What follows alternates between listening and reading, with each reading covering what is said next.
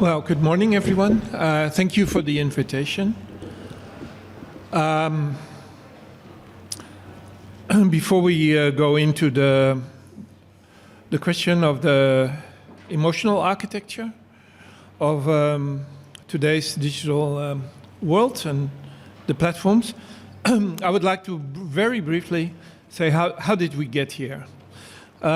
Recently, I read something about the psychological turn. And then I realized, yes, I myself have made this psychological turn as well. And this is can be traced also in my own work, probably already starting around 2008 or 10, 12. And then, but still this period in which the smartphone was introduced, in which billions of people started to use the internet. So there was a very strong uptake, democratization, as we called it back then. This was still a period defined by access, gaining access, having the rights in general, rights, remember? I have the right to have access, the right, and so on, right? And so this is also, for instance, the period of the right to privacy, to open access, the fight for free software and open source, and so on and so on. But something happened, and it is at the moment it's still a little bit difficult to exactly say where where the thing turned. So where exactly this psychological turn is, but I would say it's somewhere around 2012 and 15. So, and it has really completed 10 years ago. So already for 10 years ago, we do not have the possibilities anymore to address the issues from before. So also it's not really possible anymore to have like 2 or 3 or identities.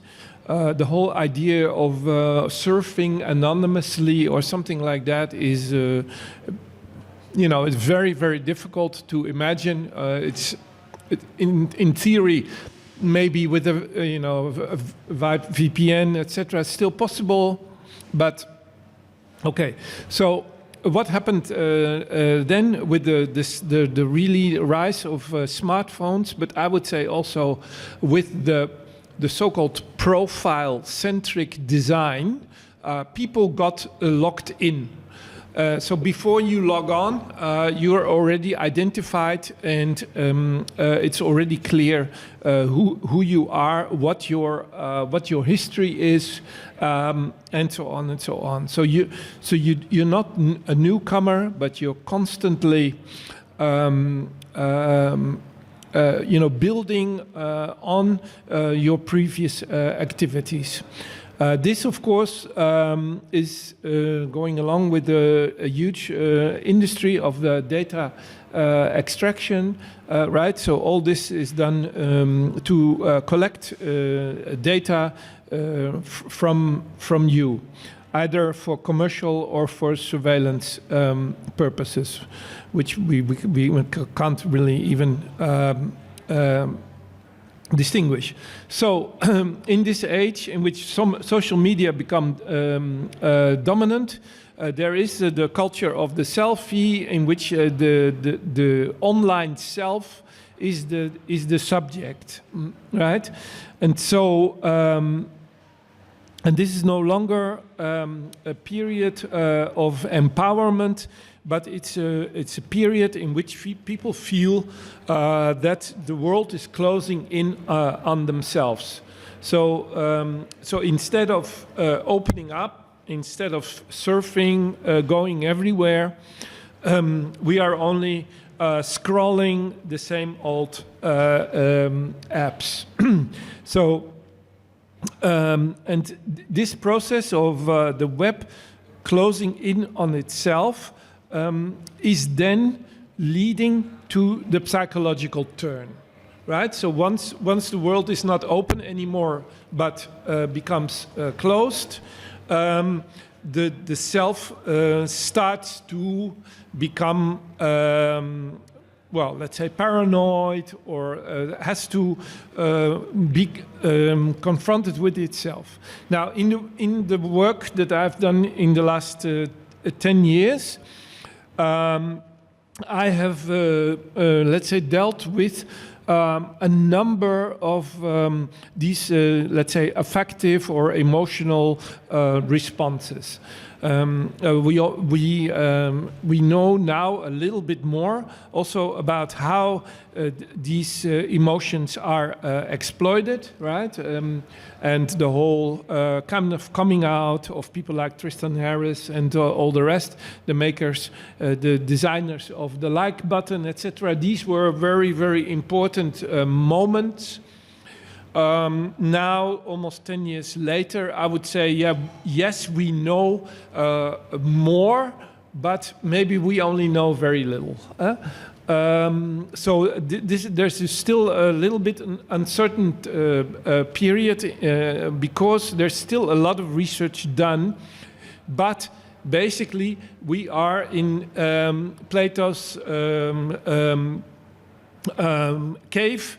We are looking at shadows on the wall, right? Because we can never really look inside the black box. So all the research that is done is kind of done, with users, with young people, to kind of measure something that is rather vague. We can never really get into it. And that's, of course, also the case with political opinion. You can tell the same story, not from a psychological point of view, but from an information, news, and political point of view when we're talking about fake news, right? So these two things run kind of parallel. They're not exactly the same also in terms of research, right? There's people who work on fake news, and there's other people who work more on the psychological impact, in particular on young people.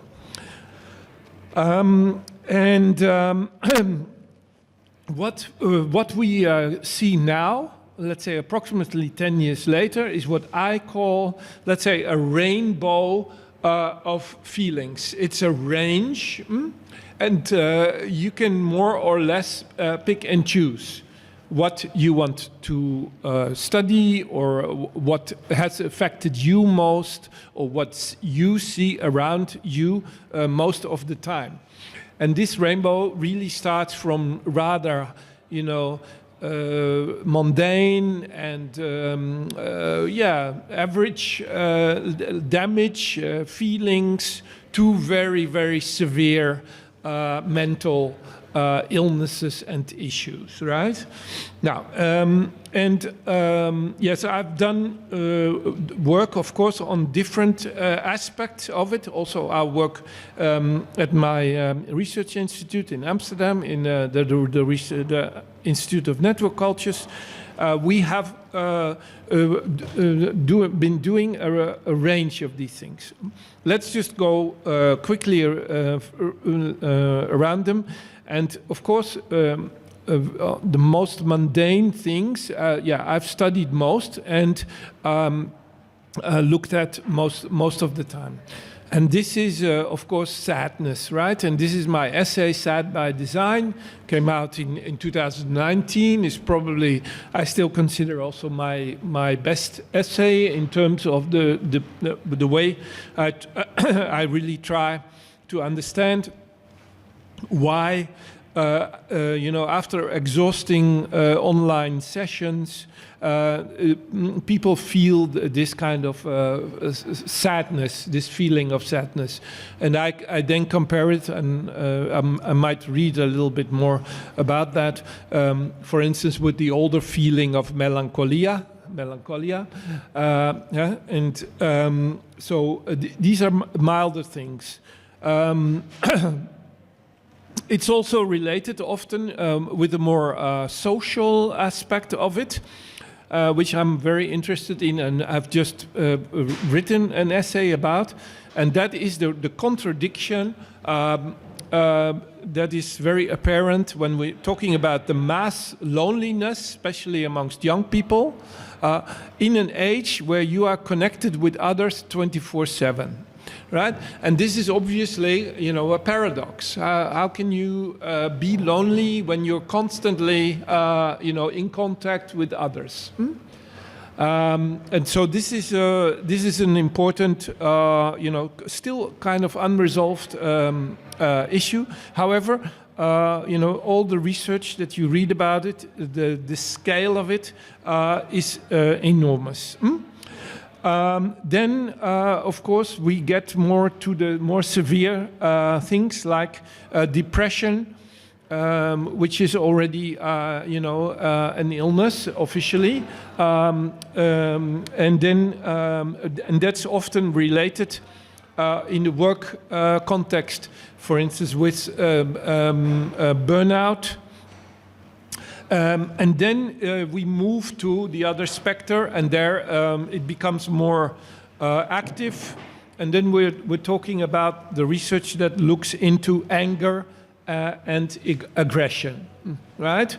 So you go from depression, which is still kind of inside you, to anger and aggression, which you could also say, some say, you know, the specter goes from female to male, right? So while sadness and melancholia is more or less associated with female feelings, you then, to the other specter, you go to anger and aggression and end up in toxic masculinity and all this, right? Yeah, and then, of course, I would still like here also to relate this to the somewhat older, if you are interested, the little bit older research that is done, you know, in relation to the brain, the dopamine that is active in the brain. So all this is supported and also reflected upon in neuroscientific research, but also in philosophy. And here I would like to point you to, first of all, the work of course, Nicholas Carr, who wrote in 2008 already his seminal essay called Why is Google Making Us Stupid, and what the internet is doing to our brain, right? But then much more systematically worked through by the French philosopher Bernard Stiegler.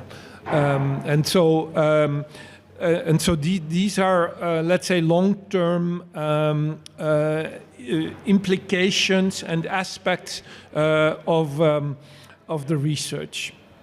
On the sadness part, I would also like to point here at all the different types of, let's say, girl theory that is coming out lately. And the sad girl is, of course, one of the first instances that came out, maybe also around 10 years ago, right? And lately, in our center, we've also started to publish more, you know, more girl theory in that sense. Especially maybe if you're interested, have a look at the essay on the silly girl, but also on the girl brain. And I want to end here with some of the readings so that you can enjoy the memes, but also get a little bit of a feel for this type of theory that I'm doing. Let's dive into social media weariness, the cause of our tired eyes. What are the techniques of resignation that we are exposed to. The blissful ignorance after browsing an entire ecosystem of narratives is not surprising. Culture is a pendulum, and the pendulum is swaying. The organized optimism, hard-coded in online advertisements and other forms of algorithmic advice, turned out to be merely producing anxiety. As Caroline Coles-Richard stated, what can't be cured must be endured.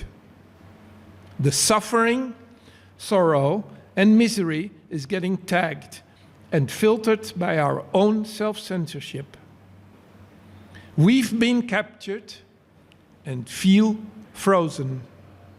What we receive is the anger of the online other.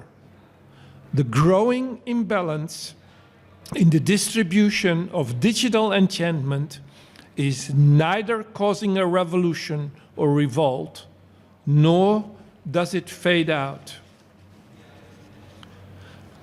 What happens to the psychocultural condition when there's nowhere else to go and users are trapped in too big to fail IT firms and their platforms? It is not pretty. While some believe that our persistent resentments, complaints, and anger are merely part of the human condition, totally unrelated to the shape and size of the information ecology, others, like me, are convinced that we have to take the mental poverty of the online billions seriously. We can no longer ignore the depression, anger, and despair, pretending that they will be gone overnight after installing another app. The fatigue is real. Addiction is real, buried deep inside the body. Habits need to be unlearned. Awareness needs to spread. All the while, Godot just sits there, staring at the screen, waiting in the lobby for some policy change to be announced. Yet, nothing ever happens. The resulting fallback and fatalism comes as no surprise. What do you do when your world starts to fall apart? Anat Singh asks at the very beginning of her book, The Mushroom at the End of the World. It seems we have our answer. We stick to the platform. Once we're locked in, the path to infinity has been blocked. Instead, we're caught in a Truman Show-like repetition of the perpetual now, toiling around in the micro mess of online others that try to do their best, masking their failures and despair like everyone else.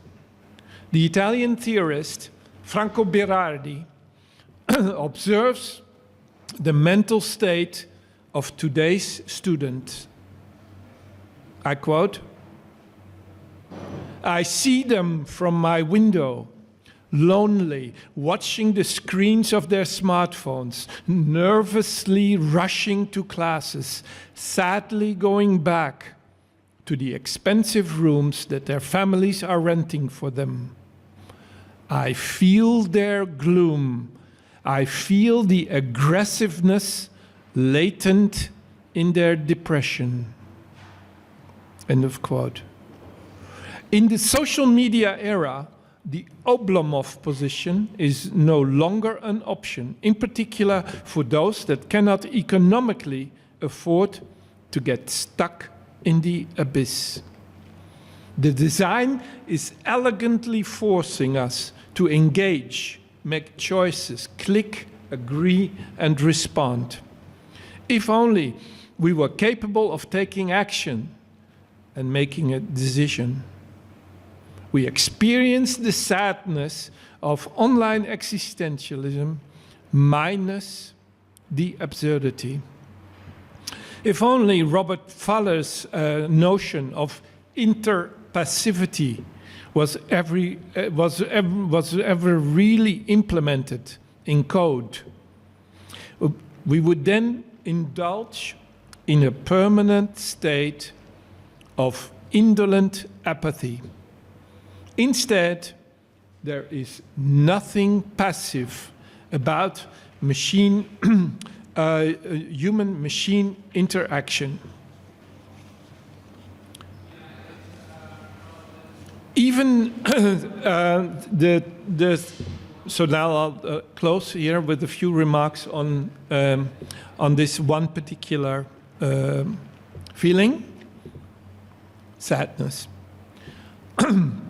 The technological sadness is a style, albeit a cold one. The sorrow, no matter how short, is real. This is what happens when we can no longer distinguish between telephone and society. If we can't freely change our profile and feel too weak to delete the app, we're condemned to feverishly check for updates during the brief in-between moments of our busy lives. In a split second, the real-time machine has teleported us out of our current situation and onto another playing field filled with mini reports we quickly have to investigate. Delacroix once declared that every day which is not noted is like a day that does not exist. Diary writing used to fulfill that task. Elements of early blog culture, remember, try to update the diary form for the online realm. But that moment has now long passed. Unlike the blog entries of the Web 2.0 era, social media have surpassed the summary state of the diary in a desperate attempt to keep up with the real-time regime. Instagram stories, for instance, bring back the nostalgia of an unfolding chain of events and then disappear at the end of the day, like a revenge act, a satire of ancient sentiments gone by. Storage will make the pain permanent. Better forget about it and move on. We should be careful to distinguish sadness from anomalies such as suicide, depression, and burnout. Everything and everyone can be called sad, but not everyone is depressed. Much like boredom, sadness is not a medical condition. No matter how brief and mild, sadness is the default mental state of the online billions. It's the original intent. If its original intensity gets dissipated, it seeps out, becoming a general atmosphere, a chronic background condition.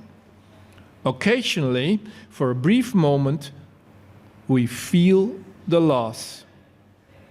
A seething rage emerges after checking for the 10th time what your lover said on Instagram. The pain of the social makes us feel miserable, and we put the phone away. Am I suffering from the phantom vibration syndrome? Wouldn't it be nice if we were all offline? Why is life so tragic? He blocked me. At night, you read through the thread again. Do we need to quit again, to go cold turkey again. Others are supposed to move us, to arouse us, and yet we don't feel anything anymore.